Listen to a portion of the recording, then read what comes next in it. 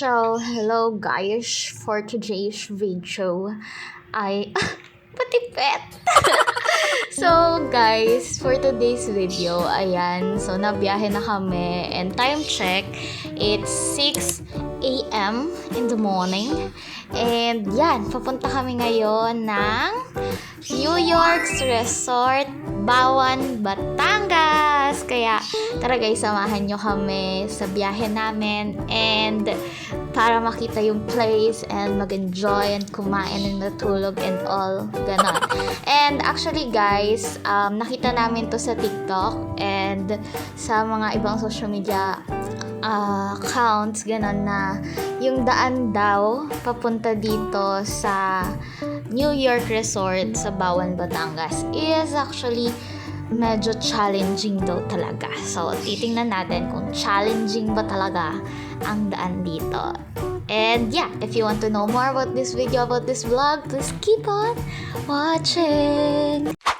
So, ang biyahe natin guys, galing highway, papasok, papuntang beach resort, nasa mga 25 to 30 minutes. Pero, medyo mabagal yung biyahe natin ngayon kasi yung daan, medyo makipot siya ng konti. And, ayan, hindi mo masyadong makikita yung sasakyan sa harap mo. So, be careful guys. And, dahan-dahan lang.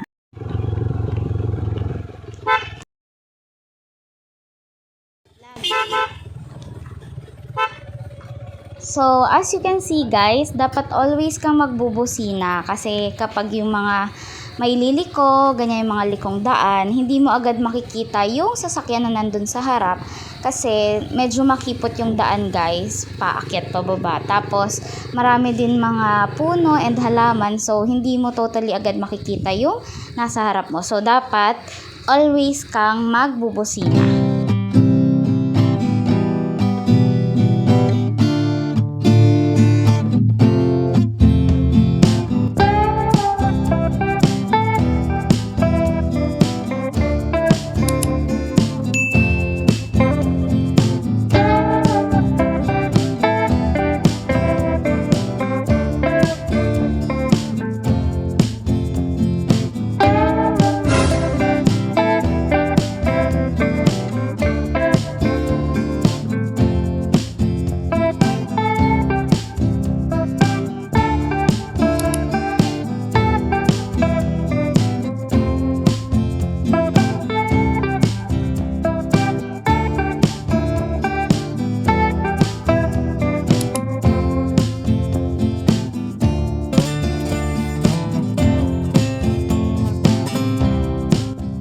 So, medyo challenging daw talaga siya guys para sa mga driver and dapat kondisyon yung motor or yung sasakyan mo if pupunta kayo dito, lalo na yung preno kasi yung dadaanan nyo is always ganito, pababa and medyo matarik din siya and 25 to 30 minutes pa yung biyahe nyo papunta sa beach.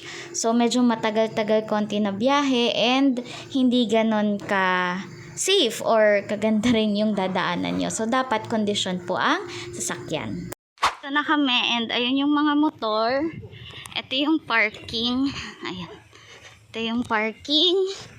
And lalakarin pa siya papunta dun sa resort. Hello po.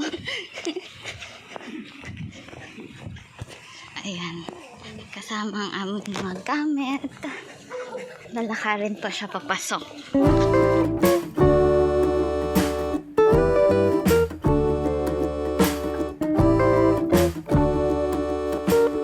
So, nakikita nyo na medyo makalat yung gilid dahil yan dun sa puno ng nyog. Ayan, nagkalaglagan siya. And actually, nilinis din nila yan kasi mga 1 week pa lang ata nun after nung bagyo, nung pumunta kami dito. Kaya medyo makalat pa. Pero sabi naman ng mga lokal dito na nililinis naman daw nila yan.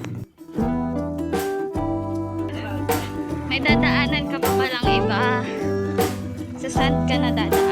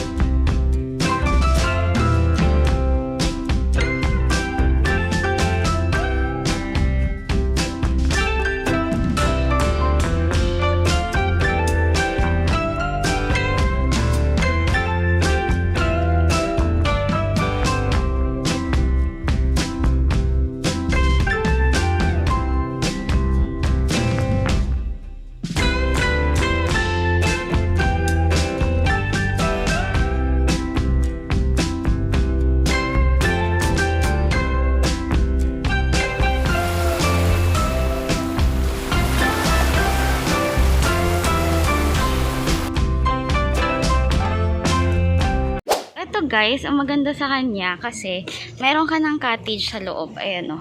Meron na kayong sariling table and may chair na siya. Parang cottage na siya. Tapos, ang maganda sa kanya kasi meron na rin siyang sariling lababo. Ayan o. Tapos, dito sa loob, may kwarto na rin siya. Para kung saan kayo matutulog, ganyan. Papahinga. And, affordable lang siya guys. Kasi 2.5 na siya. Tapos, overnight pa. Kahit ilan kayo. Kung ilan kayo na nandito, kung ilan kayong kasya, 2.5 na siya. Diba? So, yun guys, yung kubo na may cottage, ayan, dyan sa loob. Tapos, ito rin siya, pares lang sila. Tapos, ang maganda sa kanya guys, malapit lang din siya sa mga table na to. Ito naman mga table na to, yan, meron siyang parang umbrella. 500 naman yan. Tapos, yung doon naman, 500 din yan. And ang maganda sa kanya, kasi malapit lang siya sa mismong dagat. Ayan na, dagat na yun. Tapos dito naman yung information desk nila.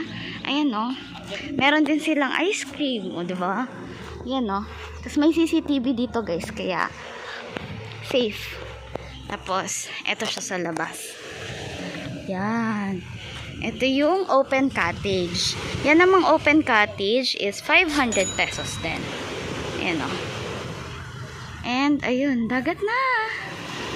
Wow, sarap ng hangin, guys.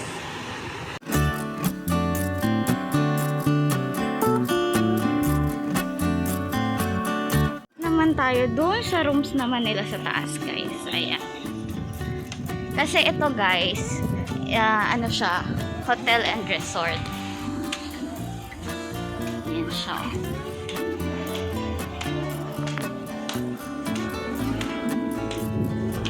Siya guys, marami siyang room actually, and ito naman siya sa baba.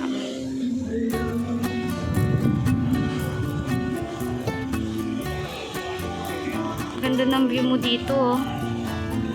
Yan o. Naman tayo ng room naman nila guys. Ayan o. Wow. So pwede kayo magstay dito, and then yan yung CR. Ayan, may table kayo. And chairs, of course. And then, ito naman yung bed.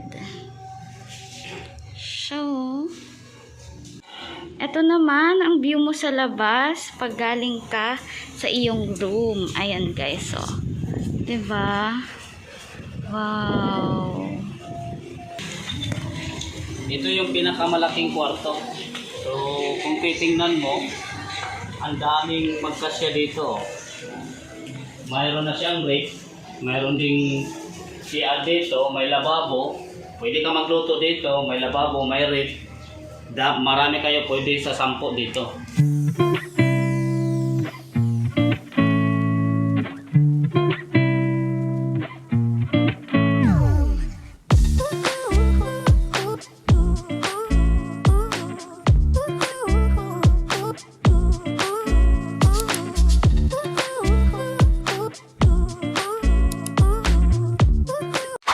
Ding kitchen dito guys, ayan o, na pwede nyong magamit, pwede kayong maghugas, and then ito, pwede rin pala kayong mag-avail ng lutuan nila. Ayan, babayaran nyo lang yan, and affordable lang naman siya if ever may dala kayo para lulutuin. And katabi din yan yung syempre restroom natin, ayan, for girls and for boys.